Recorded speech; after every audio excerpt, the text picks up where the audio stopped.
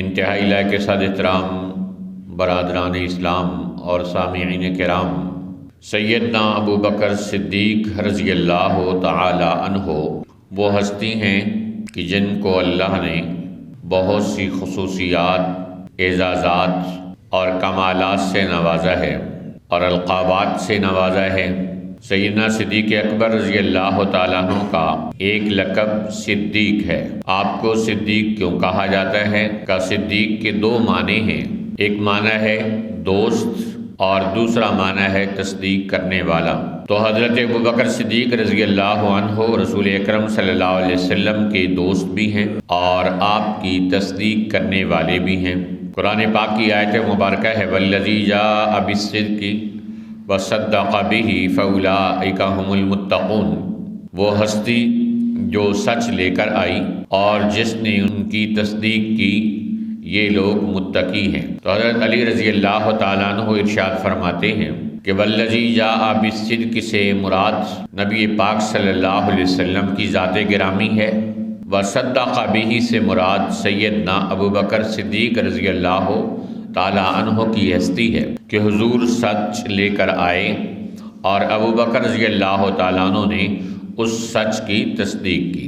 روایات میں آتا ہے کہ جب نبی پاک صلی اللہ علیہ وسلم معراج سے واپس تشریف لے کر آئے تو آپ صلی اللہ علیہ وسلم ایک دن صبح لوگوں کو بیت اللہ کے اندر اپنی معراج شریف کی آمد اور تشریف لے جانے کے بارے میں بتا رہے تھے کہ اتنے میں ابو جہل کو لوگوں نے دیکھا کہ وہ بھی بیت اللہ کے قریب آ گیا ہے اور وہ اس کے اردا گرد پھرنے لگا۔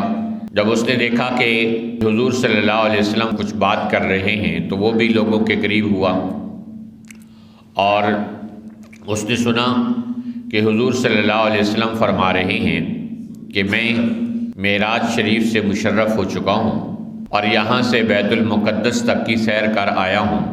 ابو جہل نے براہ راست رسول اللہ صلی اللہ علیہ وسلم سے سوال کیا کہ آپ واقعتاً یہاں سے بیت المقدس چلے بھی گئے اور پھر ایک رات میں واپس ہو بھی آئے ہیں؟ آپ نے فرمایا ہاں۔ تو اس نے کہا آپ یہ بات لوگوں کے سامنے بھی کہہ سکتے ہیں؟ تو آپ صلی اللہ علیہ وسلم نے فرمایا کیوں نہیں؟ تو وہ لوگوں کے پاس گیا اور طنز اور تمسخر کے طور پر ان کو کہنے لگا کہ آؤ آؤ محمد کی بات سنتے ہیں، وہ کہہ رہے ہیں کہ میں ایک رات میں یہاں سے بیت المقدس گیا بھی ہوں اور آیا بھی ہوں، یہ کئی کلومیٹر کا سفر یہ ایک رات میں کیسے طے ہو گیا؟ چنانچہ بہت سارے لوگ جمع ہو گئے اور لوگوں کے سامنے بھی آپ صلی اللہ علیہ وسلم نے یہی بات کی تو لوگ آپ کا تمسخر اڑانے لگے اور مذاق کرنے لگے اور اس کو ناممکن سمجھنے لگے۔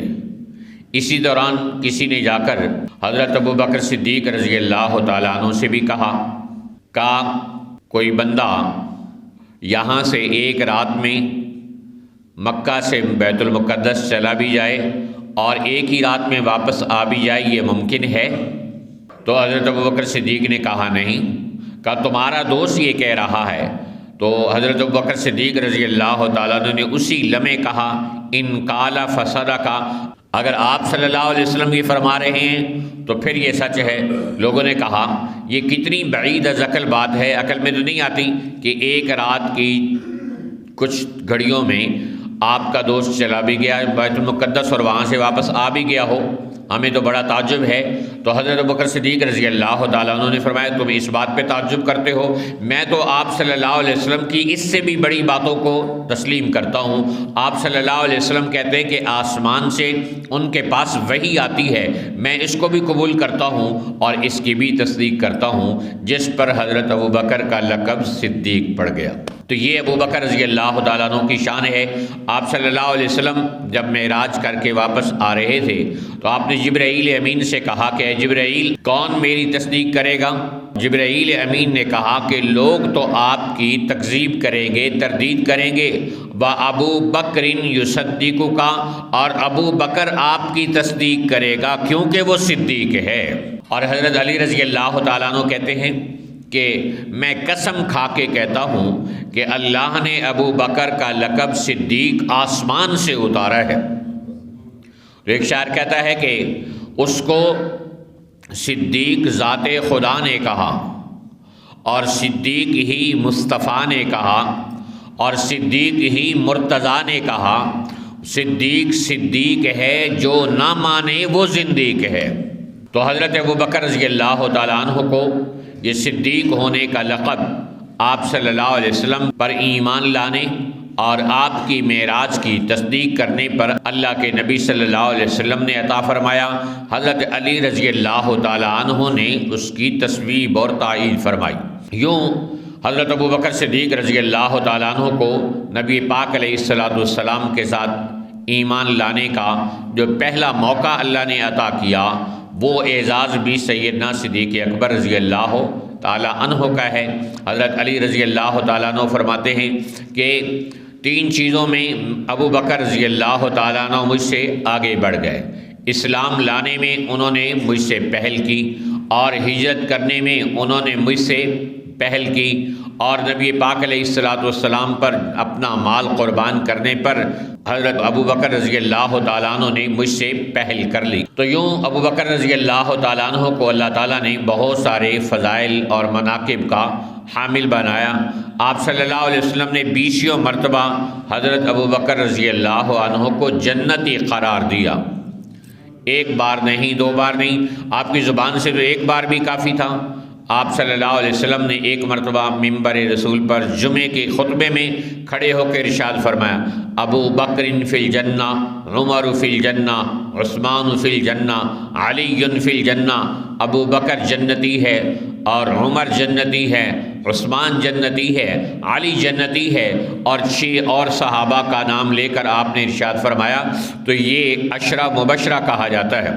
حضرت ابوبکر صدیق کو آپ صلی اللہ علیہ وسلم نے عشرہ مبشرہ کہہ کر جنتی قرار دیا، اور اس کے بعد آپ صلی اللہ علیہ وسلم ایک مرتبہ تشریف فرما تھے کہ آپ نے ارشاد فرمایا کہ میرے پاس جبرائیل امین آئے، اور انہوں نے جنت کا مجھے وہ دروازہ دکھایا کہ جس سے میری امت جنت کے اندر داخل ہوگی۔ تو آپ صلی اللہ علیہ وسلم کو حضرت ابوبکر نے عرض کیا، یا رسول اللہ، اے کاش میں آپ کے ساتھ اس وقت ہوتا تو جنت کا دروازہ میں بھی دیکھ لیتا۔ آپ نے ارشاد فرمایا، ابوبکر تم اس دروازے سے داخل ہونے والے پہلے انسان ہوگے۔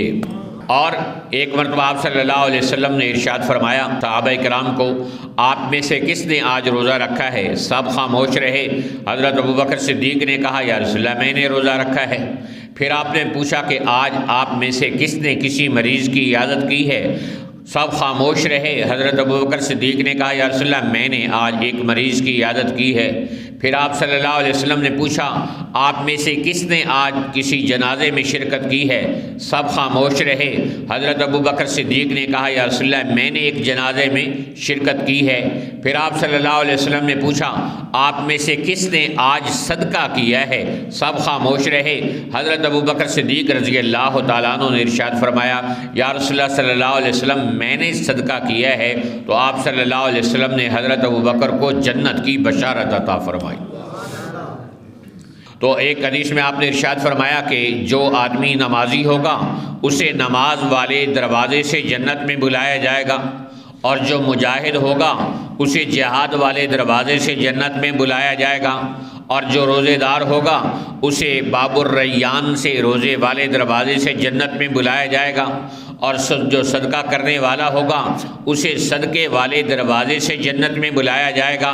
تو حضرت ابوبکر صدیق رضی اللہ تعالیٰ نے عرض کیا، یا رسول اللہ صلی اللہ علیہ وسلم کوئی شخص ایسا بھی ہوگا کہ جسے جنت کے 8 دروازوں سے بلایا جائے گا، آپ نے فرمایا ہاں اے ابو بکر، مجھے اللہ سے امید ہے کہ تم ان میں سے ہو جن کو جنت کے 8 دروازوں سے بلایا جائے گا۔ اب داخل تو بندے نے ایک دروازے سے ہونا ہے، لیکن یہ پروٹوکول ہے، اعزاز ہے کہ حضرت ابو بکر صدیق رضی اللہ تعالیٰ عنہ کو جنت کے 8 دروازے پکار رہے ہوں گے، اے ابو بکر جنت میں داخلے کی سعادت آپ ہمیں عطا فرمائیں۔ آپ جب ہمارے اندر سے جنت میں داخل ہوں گے تو ہم میں سے ہر ایک دروازہ فخر کرے گا کہ ابو بکر رضی اللہ تعالیٰ عنہ جیسا عظیم انسان مجھ سے جنت کے اندر داخل ہوا ہے۔ آپ صلی اللہ علیہ وسلم جنتی آپ کو قرار دے رہے ہیں۔ ایک مرتبہ حضرت علی رضی اللہ تعالیٰ عنہ آپ علیہ السلام کی محفل میں آئے، صحابہ کرام بیٹھے ہوئے تھے، جگہ بہت کم تھی، تو حضرت علی آئے اور آ کر سلام کر کے کھڑے ہو گئے کہ کہیں جگہ ملے تو میں بیٹھوں۔ رسول پاک علیہ السلام نے اپنے صحابہ کرام کی طرف دیکھا کہ کوئی جگہ ان کے لیے بنا دے، تو اتنے میں حضرت ابو بکر صدیق رضی اللہ تعالی عنہ نے ان کے لیے جگہ بنائی اور ان کو فرمایا کہ تم یہاں آ جاؤ۔ تو حضرت علی رضی اللہ تعالیٰ عنہ حضور پاک صلی اللہ علیہ وسلم اور حضرت ابو بکر رضی اللہ تعالیٰ عنہ کے درمیان تشریف فرما ہو گئے۔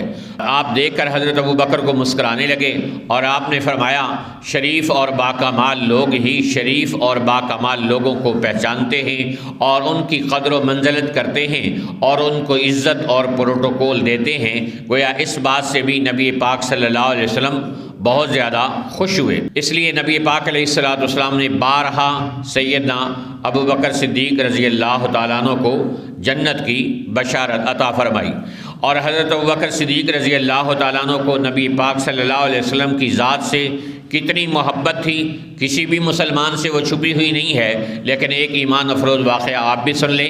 حضرت ابو بکر صدیق رضی اللہ تعالیٰ عنہ ایک مرتبہ آپ علیہ السلام کی زیارت کے لیے آپ کے گھر تشریف لائے تو دیکھا کہ نبی پاک صلی اللہ علیہ وسلم بستر اوڑھ کر لیٹے ہوئے ہیں۔ پوچھا کیا ہوا؟ کہا حضور علیہ السلام کو تو بخار ہو گیا ہے۔ تو یہ بات سن کر حضرت ابو بکر رضی اللہ تعالیٰ عنہ کو اتنا صدمہ ہوا کہ گھر مشکل سے پہنچے اور وہاں جا کر حضرت ابو بکر رضی اللہ تعالیٰ عنہ بھی بیمار ہو گئے۔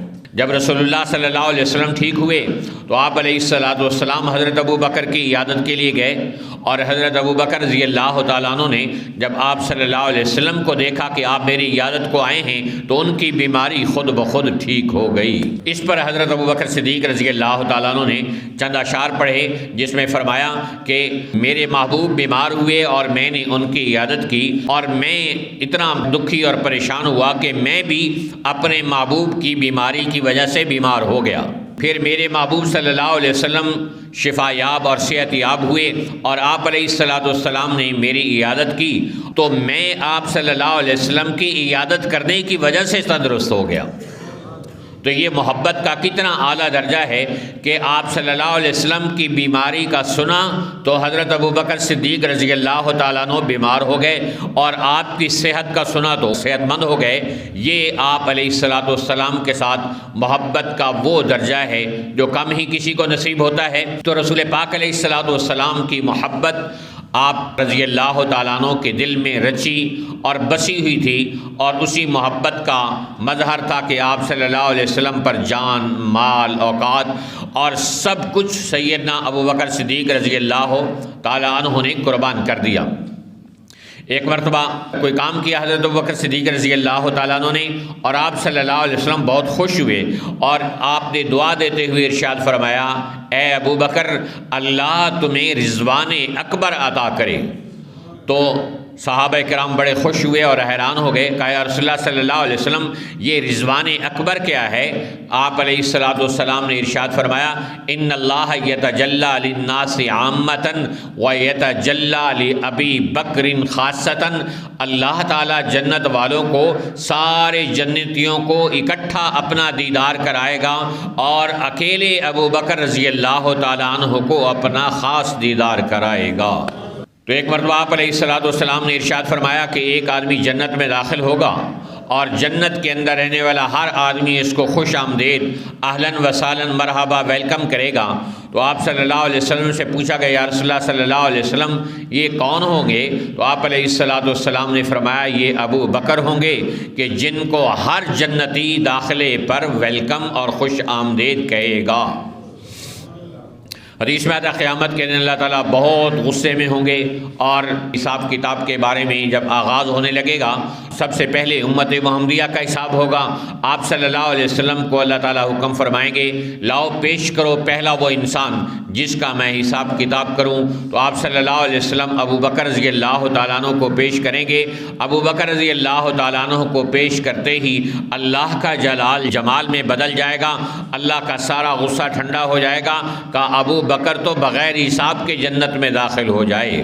تو یوں اللہ تعالیٰ کا غصہ جمال کے اندر تبدیل ہو جائے گا۔ ایسی ہستی کہ جس کو رسول اللہ صلی اللہ علیہ وسلم حساب کتاب کے لیے پیش کریں تو اللہ تعالیٰ کا غصہ بھی ٹھنڈا ہو جائے، وہ ہستی ہے سیدنا ابو بکر صدیق رضی اللہ تعالیٰ عنہ کی، جنہوں نے غار میں بھی اپنی وفا کا حق ادا کیا اور مزار میں بھی رسول اللہ صلی اللہ علیہ وسلم نے ان کو ہمیشہ کے لیے سلا کر وفا کا حق ادا کیا۔ 70,000 فرشتے روزانہ آپ صلی اللہ علیہ وسلم کے روضہ مبارک پر سلام کرنے کے لیے آتے ہیں، تو اس روضہ رسول میں موجود حضرت ابو بکر اور حضرت عمر رضی اللہ عنہما کے لیے بھی وہ سلام ہوتا ہے۔ ان کے لیے بھی کتنی خوش قسمتی ہے، اعلیٰ ترین مقام ہے کہ باقی لوگ تو بعد میں جنت میں جائیں گے۔ آپ صلی اللہ علیہ وسلم نے فرمایا ما بین بیتی و منبری روضۃ من ریاض الجنہ، کہ میرے گھر اور جنت کے درمیان کی جو جگہ ہے یہ جنت کا ٹکڑا ہے۔ تو گویا آپ صلی اللہ علیہ وسلم تو آج بھی جنت میں آرام فرما رہے ہیں، تو ابو بکر اور عمر رضی اللہ عنہما بھی آج جنت میں حضور صلی اللہ علیہ وسلم کے پہلو میں آرام کر رہے ہیں۔ تو گویا لوگ تو قیامت کے دن جنت میں داخل ہوں گے، اور حضرت ابو بکر اور حضرت عمر تو آج بھی حضور صلی اللہ علیہ وسلم کے ساتھ جنت میں آرام کر رہے ہیں۔ اور آپ علیہ السلام نے فرمایا کہ کل سب سے پہلے قیامت کے دن میری قبر کھلے گی، انا اول من تنشق عنہ الارض، اور میں اپنی قبر سے نکلوں گا اور میرے دائیں طرف سے ابو بکر اٹھیں گے اور میرے بائیں طرف سے عمر اٹھیں گے۔ تو یوں حضور پاک علیہ السلام نے آپ کے فضائل اور مناقب دنیا میں لوگوں کو بتائے، اور آپ رضی اللہ تعالیٰ عنہ کے اندر اللہ تعالیٰ نے اتنا خوف اور اتنی للہیت اور اتنا اخلاص بھرا تھا کہ جس کی کوئی مثال پیش نہیں کی جا سکتی۔ آج ہم سب سیدنا ابو بکر صدیق رضی اللہ تعالیٰ عنہ کا محبت، عقیدت، احترام سے نام لیتے ہیں۔ نام کیا لینا؟ حضرت ابو بکر صدیق رضی اللہ تعالیٰ عنہ کے بارے میں آپ نے ارشاد فرمایا کہ حب ابی بکر و شکرہ واجب علی امتی، میرے ابو بکر سے محبت رکھنا اور اس کا شکریہ ادا کرنا میرے ہر ایک امتی کے ذمے واجب ہے۔ تو یہ ہمارے عقیدے کا اور ایمان کا حصہ ہے۔ سیدنا ابو بکر صدیق رضی اللہ تعالیٰ عنہ کی ذات والا صفات سے محبت کرنا، جس طرح وطر واجب ہے اسی طرح ابو بکر صدیق رضی اللہ تعالیٰ عنہ کی ذات سے محبت رکھنے کو بھی اللہ کے حبیب صلی اللہ علیہ وسلم نے اپنی تمام امت کے لیے واجب قرار دیا ہے۔ اس لیے ہر مسلمان اس کا اہتمام رکھے گا کہ اپنے دل میں حضرت ابو بکر صدیق رضی اللہ تعالیٰ عنہ کی محبت کو پالنے والا بنے، کہ ابو بکر صدیق رضی اللہ تعالیٰ عنہ کی محبت سے حضور پاک صلی اللہ علیہ وسلم خوش ہوتے ہیں۔ اور حضرت ابو بکر صدیق رضی اللہ تعالیٰ عنہ نے ایک مرتبہ انہوں نے پانی مانگا تو پانی کے ساتھ کٹورا پیش کیا گیا، اس میں شہد تھا، پانی میں کسی نے شہد ڈال دیا تو شہد پیش کیا گیا، تو حضرت ابوبکر صدیق رضی اللہ تعالیٰ عنہ پینے کی بجائے رونے لگ گئے، اور ان کو روتا دیکھ کر مجمع بھی رونے لگ گیا۔ پھر لوگ چپ ہوئے تو حضرت ابوبکر صدیق رضی اللہ تعالیٰ عنہ خاموش ہوئے۔